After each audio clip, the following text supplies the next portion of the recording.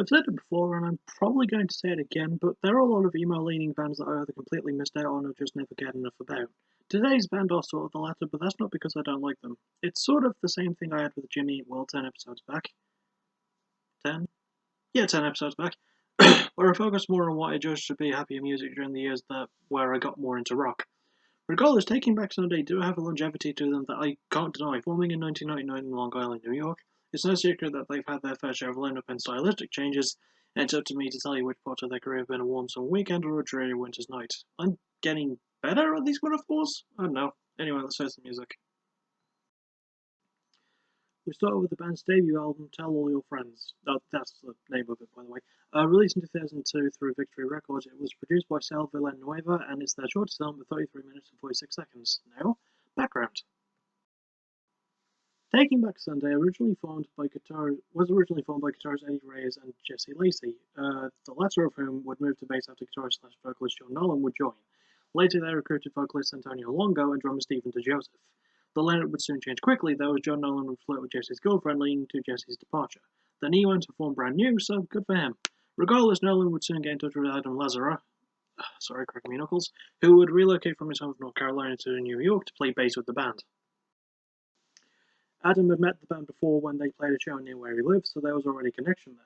Soon after, Stephen left, was replaced with Taking Back Sunday's current drummer Mark O'Connell, who was friends with Eddie Reyes.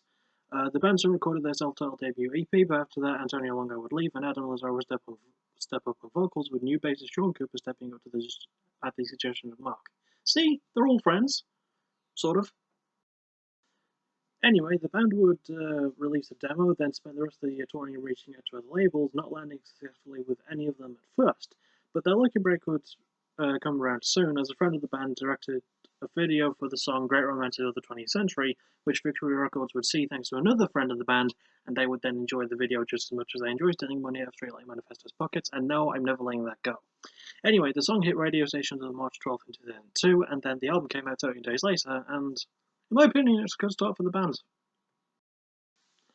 I like the emotion behind it all, and considering the journey they took to get here, it just makes it even more impressive. It might be short, but the structure is handled well with good production and some pretty neat tricks pulled with the genre, and the lyrics covering heartbreak, pain, and sadness are told in quite a good way, and the band are all really good as well.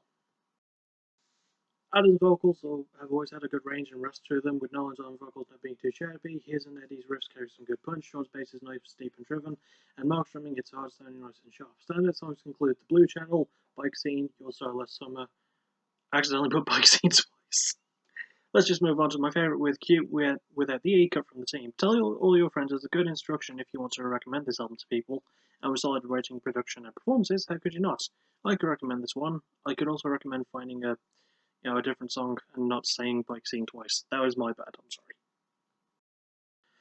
Anyway, we then swiftly move on from that little snafu to their second album, Where You Want to Be. Released in 2004, it would be their last one through Victory Records, and it's the only one to be produced by Lou Giordano.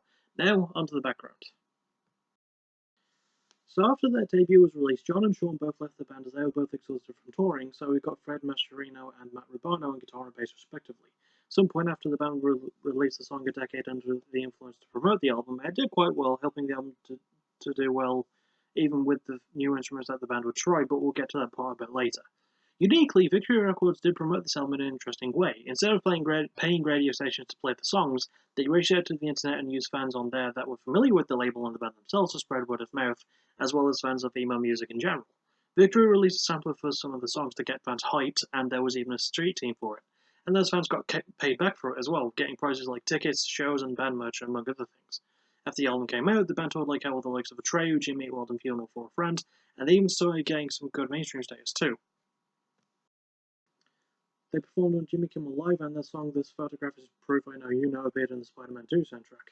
So, it's pretty good stuff. But now we have to press deeper into the album. It was actually supposed to come out a bit sooner than it did, but the band didn't have any songs that they thought would take them anywhere new at first, so they re-evaluated and reworked it into a heavier sound. It would be accompanied by new instruments as well, as we'd have some string and piano work, which was at a time where that wasn't really being done a lot in emo music. Even though the album did get a more mixed response at first, it's gone on to achieve gold status, and it's looked back on more fondly now. And to be fair, as someone who searches for the most old school version of something, I don't see what issues most critics had with it. I like it structured, with a heavier pace but still a more measured tone too. And the lyrics cover depression, hopelessness, love and loss in a very real and raw way, and the band also deliver. Adam's vocals still have a good range to them, with the added screaming being nice. Fred's own vocals bounce off well, as do his riffs. Eddie's own guitar work is solid and strong, and Matt's bass is nice, thick and deep and driven and good. And Moog's drumming is consistently paced and powerful. Standard songs include intro track Set Phases to Stun, I Am Fred Astaire, number 5 with a Bullet, New American Classic, and my favourite in A Decade Under the Influence. Sorry, I have to clear my throat.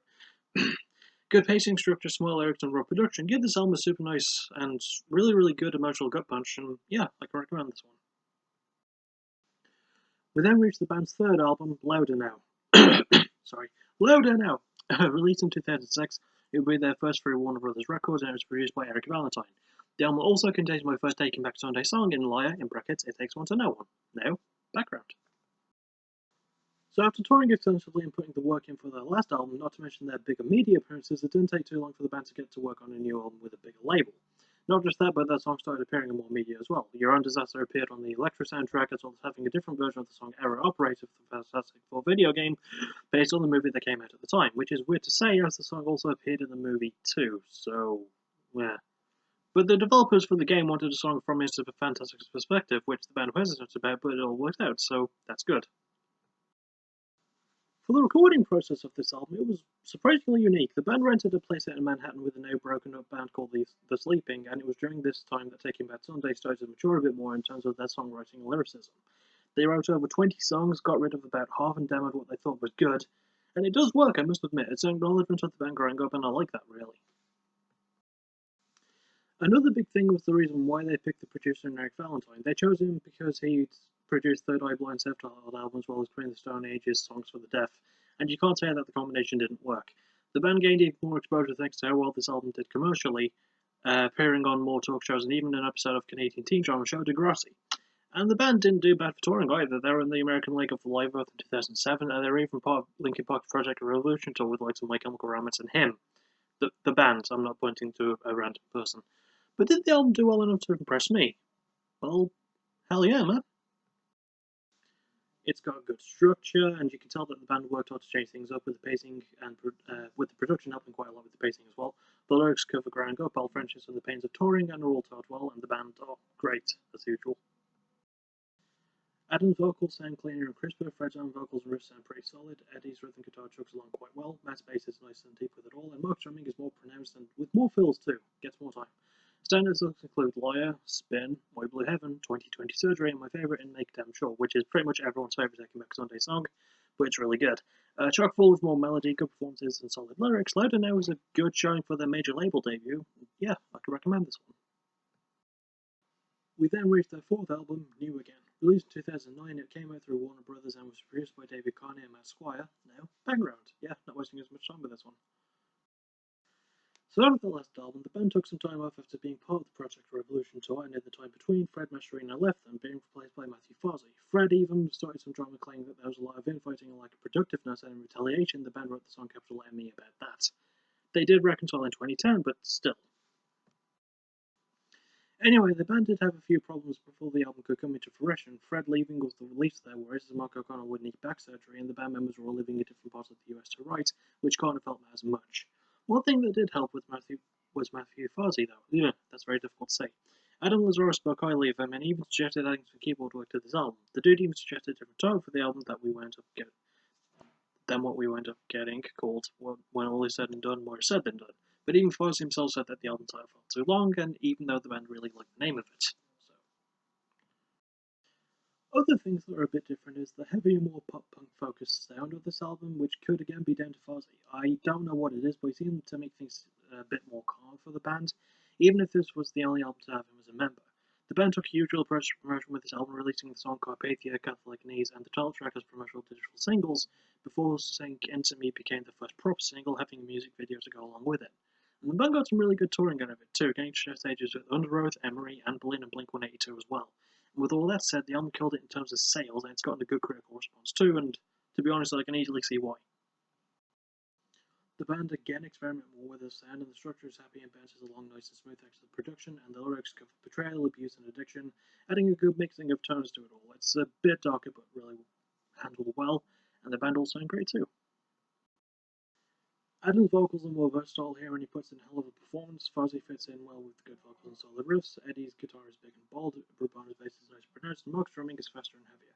Standout songs include the intro title track, Catholic Knees, Lonely Lonely, Got Me Up Journey, and my favourite in the closing song, Everything Must Go. You again shows the band trying new things, and it all works with good pacing, emotion, sharp lyrics, and slick production. Not to mention Adam's lead vocal performance here is one of my favourites I think I've ever heard on an emo-styled album, so yeah, I can recommend this one. Anyway, that'll about do it for part one. Join me on Monday for part two, but you'll probably hear from me before then because I'm planning to stream my next PBW pay-per-view tonight, and there's probably going to be a Fight of the Night review tomorrow if there's a Fight of the Night 2 review. If not, I'll just put Backtracking episode 2 out tomorrow instead, but besides that, let's just say it's a safe bet for Monday. Anyway, as always, I'll see you then. Thank you for watching. You're awesome. Bye-bye.